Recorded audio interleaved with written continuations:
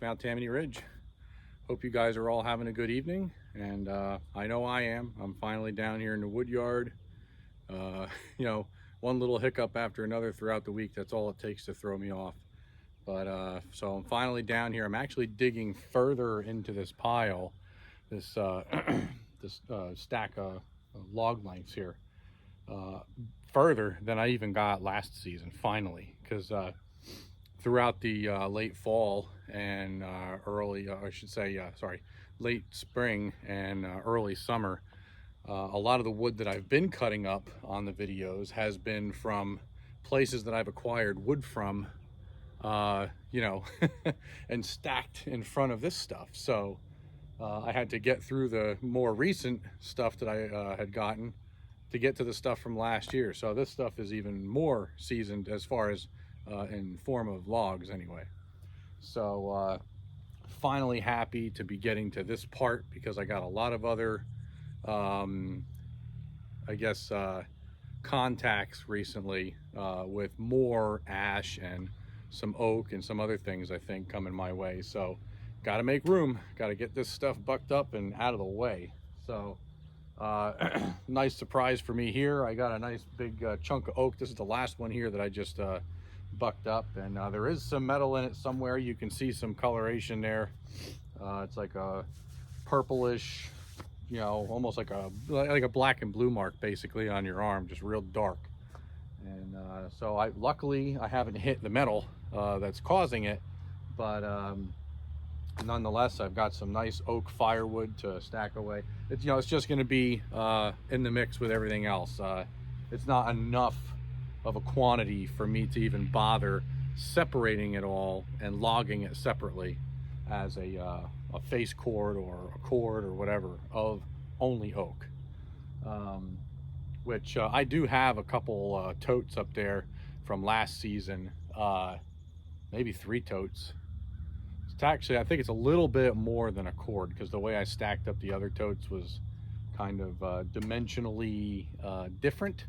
So I think the couple of those totes have more than a face cord in them. So, but yeah, so that's what I have going on down here at the barn today.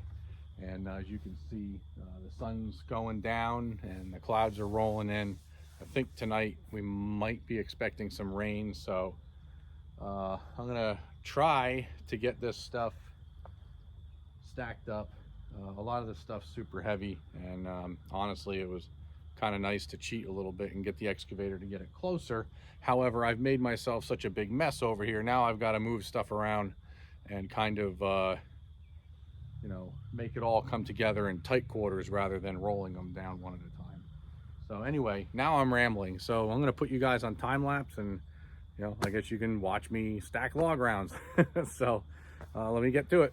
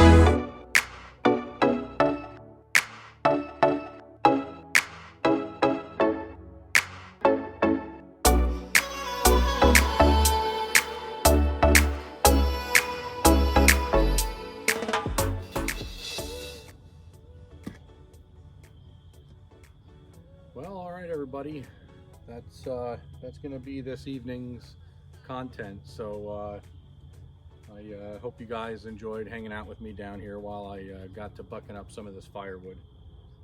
I almost didn't bring the camera with me. I'm glad I did. So but if anybody's curious, if this is the first time you've you know, watched my channel, what I have here, one of the equipment that I have in the video in the background, you might see it as I change camera angles. So first and foremost, I've got a semi-pro brute force log splitter, and It's an awesome machine. It really is. It's and it's a lot of fun. So, and it gets my wife down here to the Woodyard to kind of help me. So while she can play with this, I can be over with the excavator and the chainsaw bucking things up. So if you guys have any questions about the machine, don't hesitate to ask. Just contact me down in the comments, or if you go through my profile, I'm sure you'll find an email there to contact me. So but that's the semi pro, and it's a whole lot of fun. You might not be able to see it on this side, but this thing's got the log lift, which is fantastic, especially with these big rounds. These oaks, they're not going to be fun. And so over here to my left, I have my mini excavator, and that thing is a tremendous help. That's like having, three, well, I say three, but maybe even 100 other guys over there, because that thing will hold stuff up for you infinitely, with the exception of leak down. So, but it's a Deere 27D model. It is a open ROPS. Okay, so that's open workstation, and there is no pilot controls in this machine. It's all direct hydraulic. There's no electric over hydraulic or anything, which I really do like, because it helps this thing stay nice and smooth, with the exception of the typical mini excavator, wobble, when you're on uneven ground or carrying some weight or something. You can get a little wobble going on there, but for the most part, it's been a fantastic machine. Really, I mean, it doesn't owe me anything, because ever since I've had it, knock on wood, it's been fantastic. Yeah, it's a pretty awesome machine. It's an old rental, there's nothing special about it. It's not brand new. Stayed in my lane. I knew I knew what was in my price range, and I just kind of went with it. So, but and then over here, my chainsaw is a Husqvarna. It's just the Rancher. It's the 460, and the saw's been awesome. It's absolutely been great.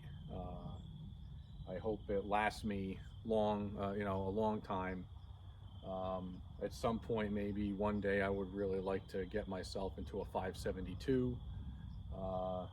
If I were to make a step upward, that would probably be my first step. And maybe put a 28-inch bar on it. That would be a little helpful. So, of course, that's more maintenance to the chain, meaning, you got more chisels to sharpen and rakers to tend to and all that. But I feel it's worth having that extra ability to not only buck through larger diameter rounds, but also if I'm doing any groundwork, I don't have to bend down and reach down. So I guess I got a little bit of a West Coast taste as far as that's concerned. I know a lot of guys on the East Coast, a 20-inch bar or 24-inch bar is really kind of where everybody seems to stay. I think a lot of that has to do with performance of the saw, with a shorter bar is, I think, a little higher. So, but other than that, I got another log splitter over there. It's a box store. It's a Champion. It's a 37-ton. It's a good machine, but I'll bring you guys in on a closer look in an upcoming video I plan to do with that particular machine. I had I'm not 100% sure if they became a subscriber or not, but one of my viewers had commented what he thought maybe was assembled incorrectly on the machine, and I want to address that. And the only way to do that properly is to get you guys a little more up close to the machine as I explain what we're looking at. But other than that, my rambling here. I hope the camera can see me okay. From what I see where I'm standing, it looks like the lighting is okay, but the sun's just about to drop down over the Mount Tammany Ridge. So it's not going to be long before you guys can't see me. So I better shut up and just let you guys go. But again, thank you very much for hanging out with me down here in the Woodyard on the Mount Tammany Ridge channel. My name is John, and I hope you come back to watch some more of the content. If you do like this content, if you could, hit the like button, subscribe, maybe share with your friends, and if any of you guys do choose to subscribe, if you hit that little notification bell next to the subscription button, it will notify you whenever I upload a new video, whether it be a long form video or a YouTube short. So thank you very much, and I'll see you guys on the next video.